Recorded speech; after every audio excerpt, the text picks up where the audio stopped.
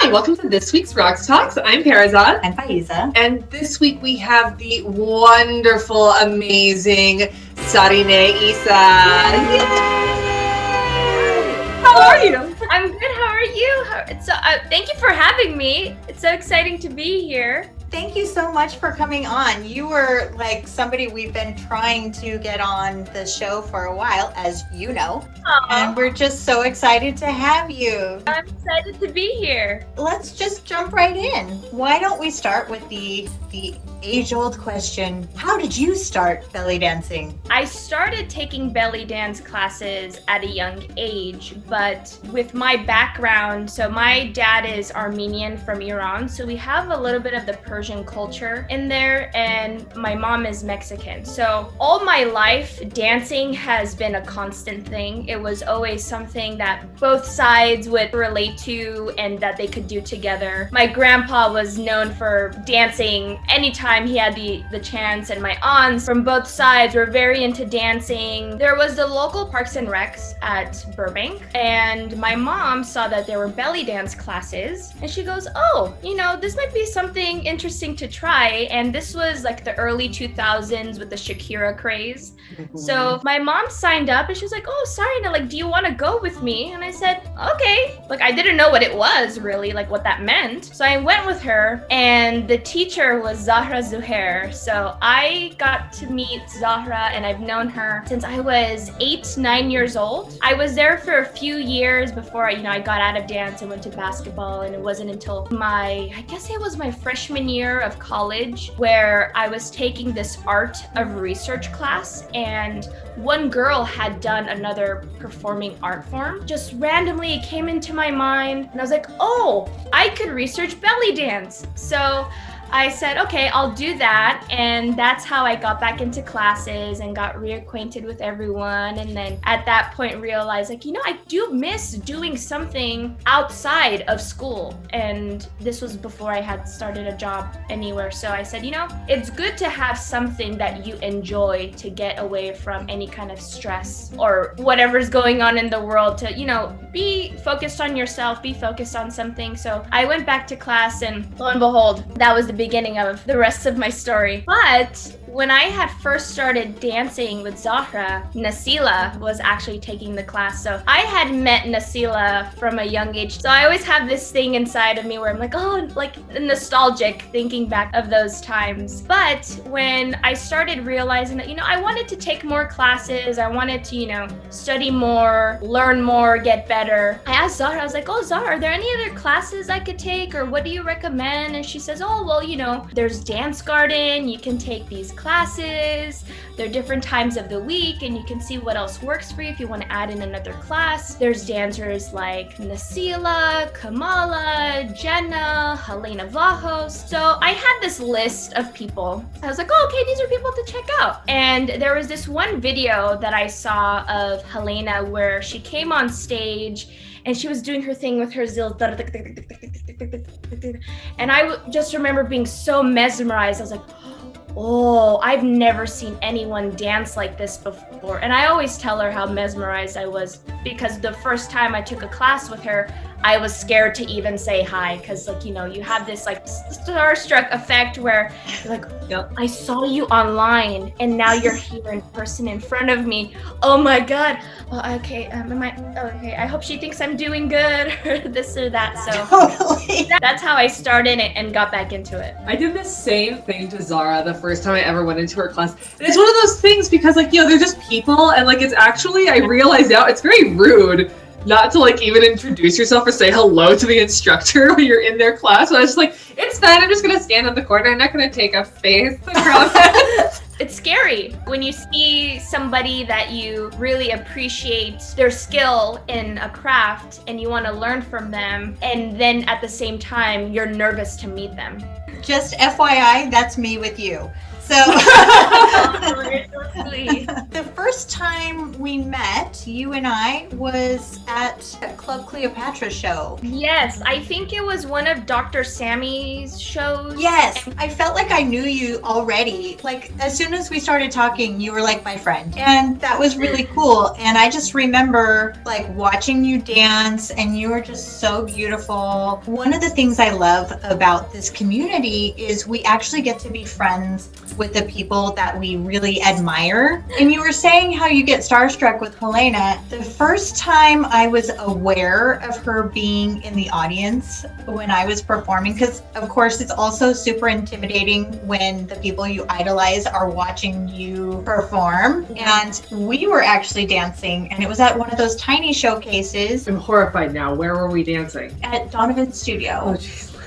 And so I could see her like right there, 6 feet away from me. We were dancing with one other gal. I think you were at that show, and I think you're like, oh my gosh, Helena's here and I'm nervous. She's so nice, and she was smiling the whole time, and she cheered, even though we were like, whatever. That showcases where you and I first met, Sarineh. I think so, yeah. That was exactly the first time we got to meet. And it was so funny because of the whole situation, I couldn't go watch you and I have the opposite experience where I meet people backstage, but I'm so in my shit backstage that I can't go see them. So I just make friends with all these really nice people, and then I go look them up afterwards, and I'm like, why are they friends with me? They're so much better at dancing than I am. I feel that. And, I feel that. That happened with I fell down an Instagram video rabbit hole with you, and I was like, she's so good. Oh, well, I'm glad you enjoyed the videos, because every time I watch videos, I'm like, oh no, why did I do that? I could have done this. This is not, wasn't what I was practicing in my head or planning what to do. It ends up being something different. So there's times where maybe I don't post videos for years, but I guess you have to get more comfortable and a little bit vulnerable too. It's very hard to be vulnerable and putting yourself out there, because you're not just doing it for, something that helps you or something that's very enjoyable for you, but you're also putting yourself out there for people's eyes. And sometimes you have people that are going to be very supportive, and other times you're going to have people that are going to say something. So it's nice to, or more so, have to be just confident in yourself and say, you know what, I'm doing this for myself. I'm not doing it for anyone else. If somebody doesn't like it, okay, we're not going to please everyone, but it's nice to hear. I know it's really someone will really appreciate if you reach out to them. You said, hey, I really enjoyed your dance. I really loved the way you interpreted the music. Because the one thing that's kind of hard for other people, or not just other people, for everyone in general, when people only comment on how your costume looked. Now I'm feeling because you have that blue costume that I lust after all the time, and now I'm feeling really bad for constantly telling. I'm not saying that's a bad thing. I'm not saying that's a bad thing, but the variety and compliments. How about that? Yes. Yes. And the thing is, I think it goes back to as well, when you were saying about it being art, I feel especially with social media, we've gotten so much instant gratification of likes. If your picture, once you put it out, doesn't have 15 likes within 5 minutes, you're like, should I take it down? What's going on? I feel because we've gotten so used to we put up a video of us, an hour, we grab dinner, we come back an hour later, there's 15 comments, there's 50 likes, it's gorgeous, amazing, you're the best, stunning, love your costume, oh my god, that shimmy was ridiculous, da da da da da. It's just this laundry list, but that's not a reflection of real life. Your audience claps for you. That's one of the things that I always take away. It's when I bow and I turn and I'm walking off stage, I'm listening for the audience. If the audience feels like they're having a great time when I leave, I'm like, do what I was supposed to. One of the things about social media is that it's made us so reliant on other people's approval of what we're doing in ourselves. What's important is because the dance, your energy, and you go with the reaction of the crowd and the energy they're giving you back. That's most important when it comes to performing or dancing, because you don't get the same connection on social media out or posting a video or this or that. Like everybody will say, oh, this was so good in person, the video doesn't do it justice. There's that little thing with social media that it's, in some ways it's very good. It helps people with business get more outreach to different people or educate people about something else. But at the same time, you have to keep in mind that it's just social media. This is not, speak to me as a person or my dance ability or things like that. I think we put a little too much importance on social media and what that means, when in reality the in-person is far more important than a like from somebody you don't even know that's randomly followed you and, oh, Habibi, you're so sexy, like, Right. Tell us what your wackiest gig was. Okay, so this might be very surprising, but I don't do gigs. I'll tell you why. Tell us why. I think there is this assumption that anybody who comes to do dance or always seen at these events does gigs, that they go out, that they dance in a restaurant and they do this or they do that. Because of my cultural background, it's not something that is good for the youngest daughter of the family to be doing, or the only daughter, but also it's this thing where it's not so comfortable for me to do. I've thought about it.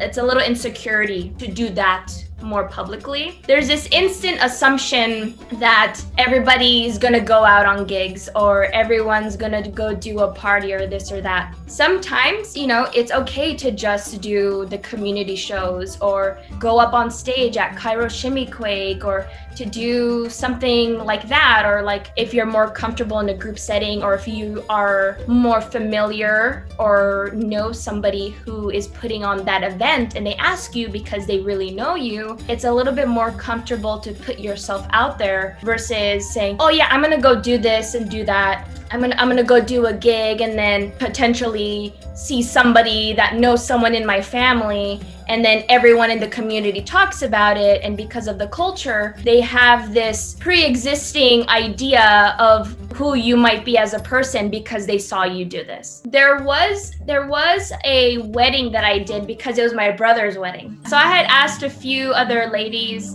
to come and join me, and I was going back and forth the entire time. Should we perform at the wedding? Should we not perform at the wedding? Because there's gonna be family there. There's gonna be people with a lot of opinions. And it was something where they had approached me and they said, oh, we thought about it. We'd like, a performance, if we can put that on at the wedding. And I said, okay, so we did that, and it's different, you never know what you're gonna get. If somebody's gonna come up to you and say, well, I'm glad I know who you really are now, versus, wow, that was so beautiful. I didn't know that you presented yourself that way when you dance. I thought that you were just doing it for fun and you just took classes. I didn't know you could perform like that. Yeah, so that was my brother's wedding. But there are different showcases that are in different settings. But it's different when it's a showcase or where there's more people from the community that are there versus a private event that you get paid for. I didn't grow up dreaming that, oh, I would be dancing and this and that, because I did go to school for something and that turned into my job. So one of the things that I make sure I do is that I still have this thing for myself that brings me happiness. And even if I'm not good or if I'm any bit good of it, that's okay for me. Like, I remember somebody asked me once, so what's your goal with dance? I think we were actually in Egypt and we were in the car and somebody was saying, oh, so what's your goal with dance? And I said, I don't have a goal with dance because I'm going to allow the dance to bring me what is supposed to be for me, and I'm not going to expect anything out of it. I'm just going to enjoy myself in the dance. It's interesting to allow yourself, I have goals, those are what I'm setting for myself, but I love this concept of allowing it to be what it's going to be, because in this world where we have to monetize everything, yes, that just seems to bring it to, when you're allowing it to be what it's going to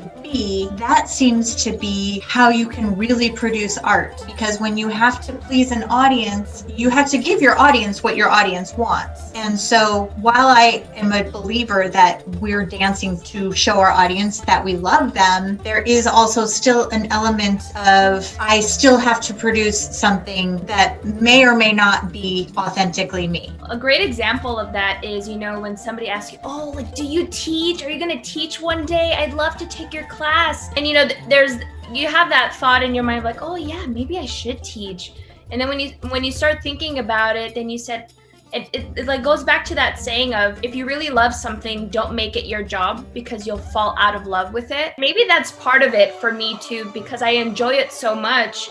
I don't want to put this extra pressure on myself that's going to make me fall out of love with it, because life is so complex and there's so much to deal with outside of dance, and there's stresses and all these different things. Everyone's dealing with somebody else. It's hard to make the decision to take something that you enjoy so much and make it an obligation versus something that you truly enjoy.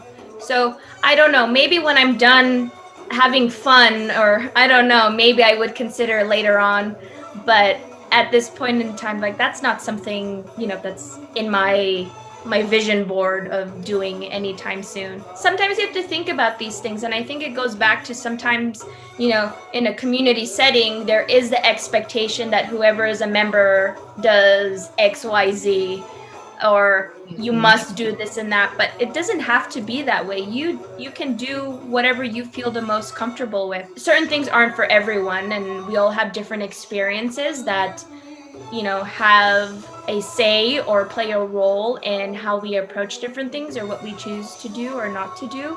There's this discussion of, it goes without saying that, if you're even the slightest bit from a Middle Eastern culture, whether it's Armenian, Lebanese, Egyptian, Iraqi, so forth, there is still the cultural stigma behind it.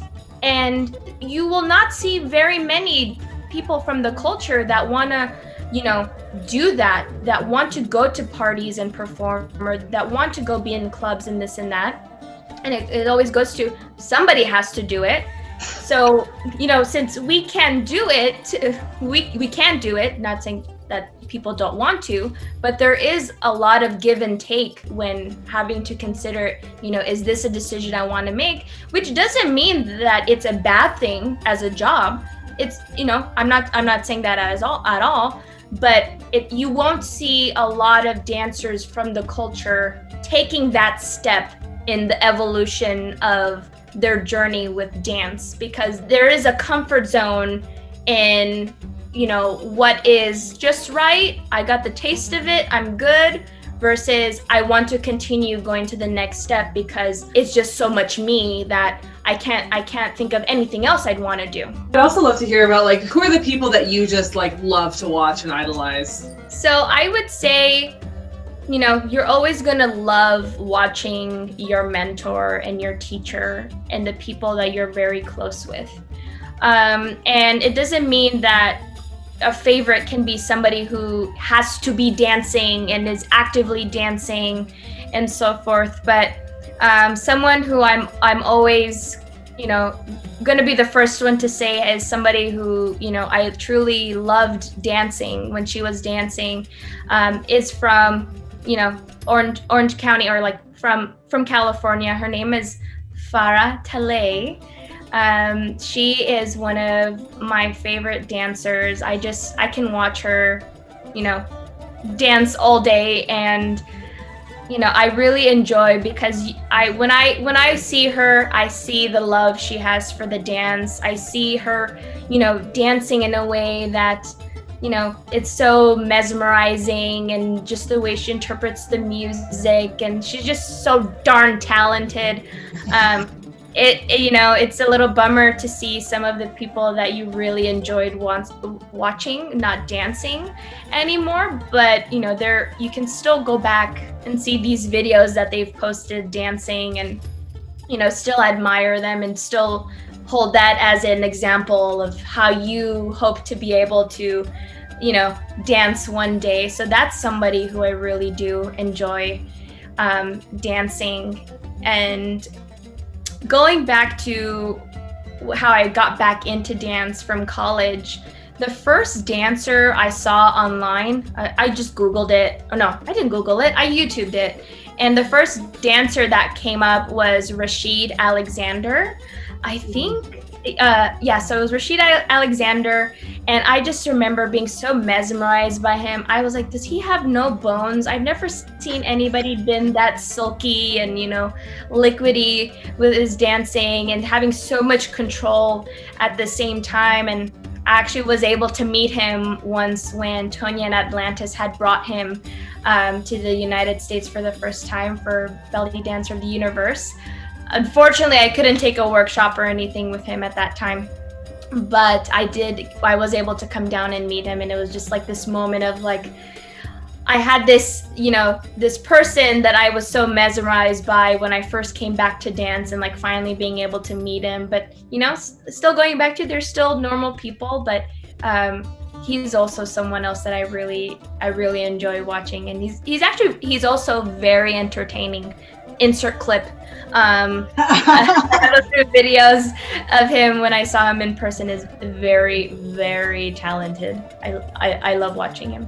So one thing that I have noticed, you have been really kind of not outspoken, but kind of drawing a bit of attention to what's going on in the world right now in Azerbaijan. So I would just love to get your feelings about that and your take on that. Sure. So, when it comes to countries having conflict, it's very deep rooted. It's, long years or, a significant amount of time of conflict between different countries. And there's things that it's going to be easy to grasp. And there's still things on my end that I'm still learning out of this new conflict, because I wasn't aware of everything and how, things were intertwined that led to some of these heated things and actions that are happening. Right. One of the things for me is,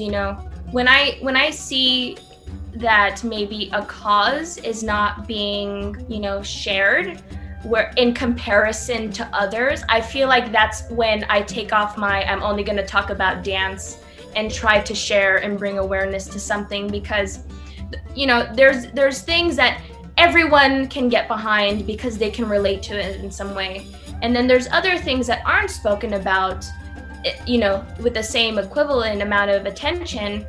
And that's when I feel more passionate to stand up and say something. And it can be a little heartbreaking when you don't see the same amount of, I would say, awareness or advocacy to different things.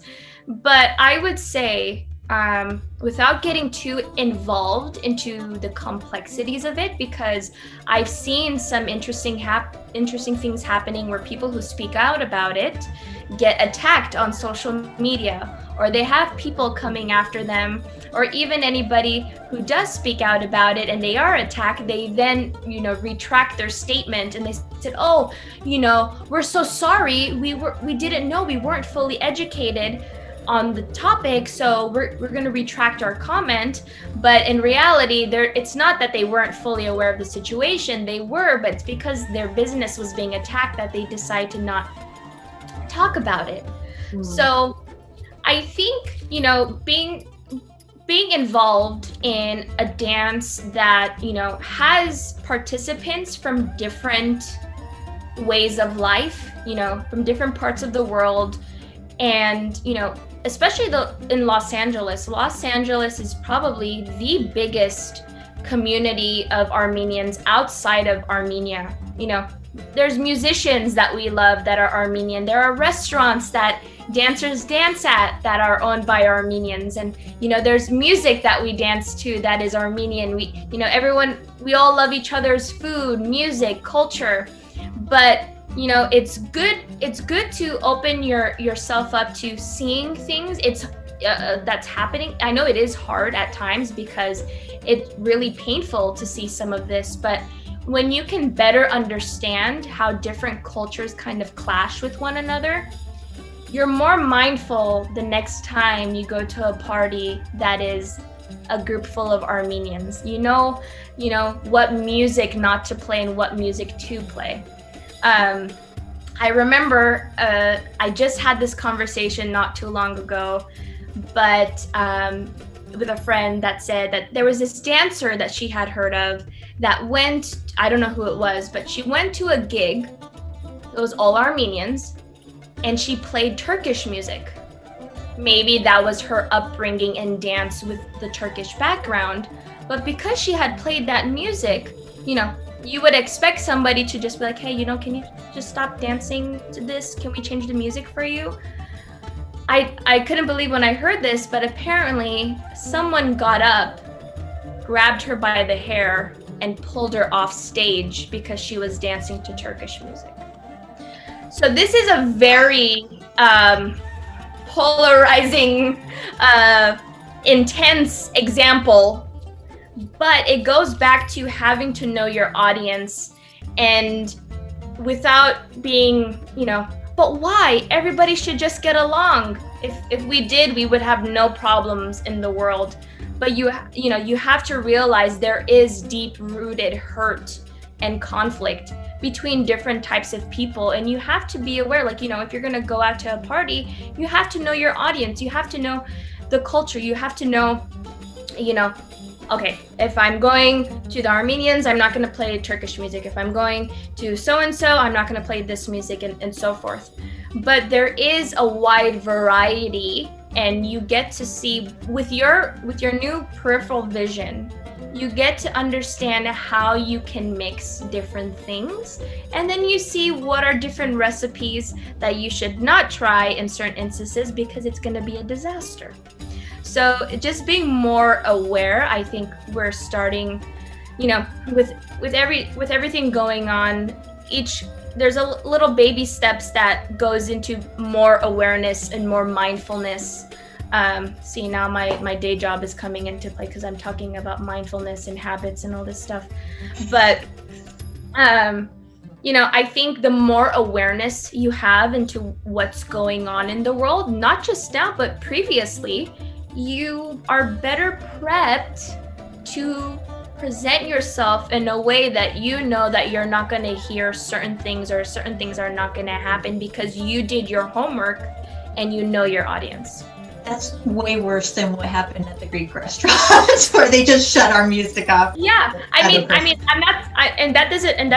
doesn't go to say that there's all this hate that people will do this to someone, but that is an extreme case of what can happen if you don't do your due diligence to understand, you know, the context. What are people expecting? What kind of a show do they want? What kind of music do they like? Because they're, you know, through history, different people have been dispersed to different parts of the world because either for work, and it doesn't necessarily have to be like, for instance, because of the genocide or anything. But, you know, there are, like, I will speak from my experience and my knowledge, but for instance, an example is the Armenian people come from different places. Like, for instance, I am Armenian from Iran, which is referred to as Farskahai. So we do like, at parties, dancing to Persian music. There's Armenians from, Iran, Armenia, Lebanon. There's some Armenians in Egypt that are half Armenian, half Egyptian. I've only met a few in my lifetime, but they're all from different places, and that you know, there is this like melting pot where, you know, Arabic, it doesn't mean you can't play Arabic music at an Armenian party and you only have to dance to Armenian music, because Armenian music is not really meant for belly dancing. Right. You know, it doesn't come from, you know, that. So there is the awareness that if you're gonna have a belly dancer come to your show, that it's gonna be Arabic music. So I don't know, it kind of ties back into, like, you know, I had dabbed into dance, taking classes. I was away from it for a while, but when I came back, there was these different styles that were dancing to different kinds of music, and I had this moment where I was like, whoa, what's this? Because I didn't grow up in it. I didn't know what it was, so it was very strange to me. But it's the awareness that I had to get with how things had changed and what was mixed with one another. All very talented people that partake in all of these styles. But what in my mind that I think of when I think of Oriental dance, belly dance, is Arabic music and Arabic culture. Thank you for joining us. Thank you for having me. We're so glad we got to finally have you on the show. I know. You're somebody that Faizeh and I both just adore. We have big heart eyes for you. And have missed. So it's just been so Yes. good to have you. I hope it's a good interview. Please leave a like and a comment down below and subscribe and follow us. I love it. You're going to be the third person on our show now because you're the best at that. Yeah. Well, that was Sarineh. Thank you so much for joining us. And that's this episode of Raqs Talks. I'm Faizeh. I'm Perizaad. As Sarineh said, please give us a like, comment, or share if you can. Otherwise, make sure to subscribe so we can see you next time. Have a great week. Masalama.